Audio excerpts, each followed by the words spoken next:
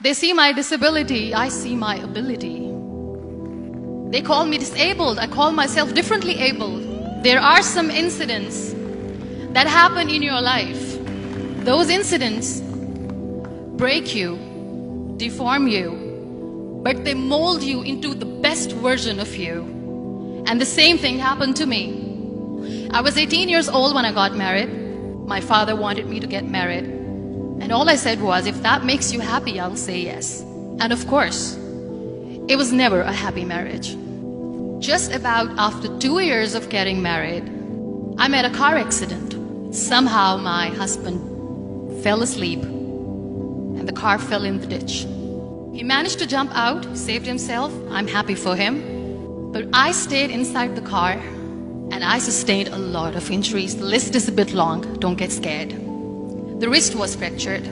Shoulder bone and collarbone were fractured. My whole rib cage got fractured. And because of the rib cage injury, lungs and liver were badly injured. I couldn't breathe. I lost urinary bowel control. That's why I have to wear the bag wherever I go. 3 vertebrae of my backbone were completely crushed. And I got paralyzed for the rest of my life. I finally ended up in a hospital where I stayed for 2.5 months. I underwent multiple surgeries. One day, doctor came to me and he said, well, I heard that you wanted to be an artist, but you ended up being a housewife. I have a bad news for you. You won't be able to paint again because your wrist and your arm are so deformed, you won't be able to hold a pen again. Next day, doctor came to me and said, your spine injury is so bad, you won't be able to walk again. Because of your spine injury and the fixation that you have in your back, you won't be able to give birth to a child again. That day, I was devastated. I asked my mother, why me? And that is where I started to question my existence. Why am I even alive? And that is where I realized that the words have the power to heal the soul. My mother said to me, this too shall pass. God has a greater plan for you.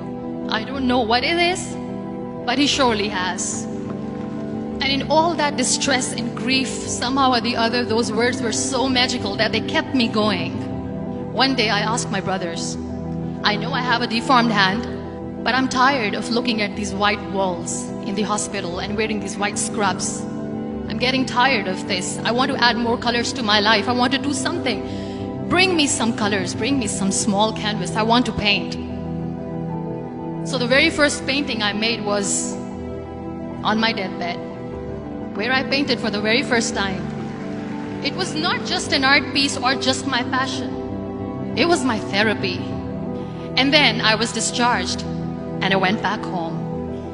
And I went back home and I realized that I have developed a lot of pressure ulcers on my back and on my hip bone. I was unable to sit. There were a lot of infections in my body, a lot of allergies. So doctors wanted me to lie down on the bed straight for not 6 months, for not 1 year, for 2 years. I was bedridden, confined in that one room, looking outside the window, listening to the birds chirping and thinking maybe there will be a time when we'll be going out with the family and enjoying the nature. That was the time where I realized how lucky people are. That is the time where I realized that the day I'm going to sit, I'm going to share this pain with everyone to make them realize how blessed they are, and they don't even consider them lucky. That day I decided that I'm going to fight my fears. We all have fears. Fear of unknown, fear of losing people, fear of losing health, money. We want to excel in career, we want to become famous, we want to get money. We are scared all the time. So I wrote down one by one all those fears. And I decided that I'm going to overcome these fears one at a time. You know what was my biggest fear? Divorce. I was trying to cling on to this person who didn't want me anymore, but I said no. I have to make it work. But the day I decided that this is nothing but my fear, I liberated myself by setting him free. And I made myself emotionally so strong that the day I got the news that he's getting married, I sent him a text that I'm so happy for you and I wish you all the best. And he knows that I pray for him today. Number 2 was, I won't be able to be a mother again. And that was quite devastating for me. But then I realized there are so many children in the world, all they want is acceptance. So there is no point of crying, just go and adopt one. And that's what I did. People think that they will not be accepted by the people because we, in the world of perfect people, are imperfects. So I decided that instead of starting an NGO for disability awareness, which I know will not help anyone, I started to appear more in public. I started to paint. I decided that I'm going to join the national TV of Pakistan as an anchor person. And I've been doing a lot of shows for the last 3 years. I became the National Goodwill Ambassador for UN Women Pakistan, and now I speak for the rights of women, children. We talk about inclusion, diversity, gender equality, which is a must. Every time I go in public, I always smile.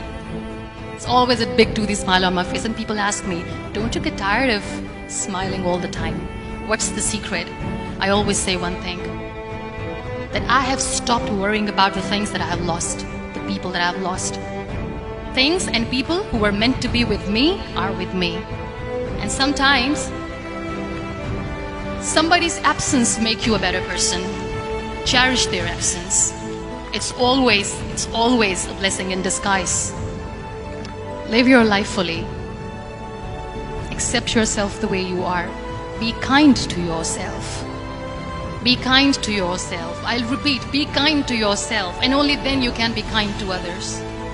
Love yourself and spread that love. Life will be hard. There will be turmoils, there will be trials, but that will only make you stronger. So when you accept yourself the way you are, the world recognizes you. It all starts from within.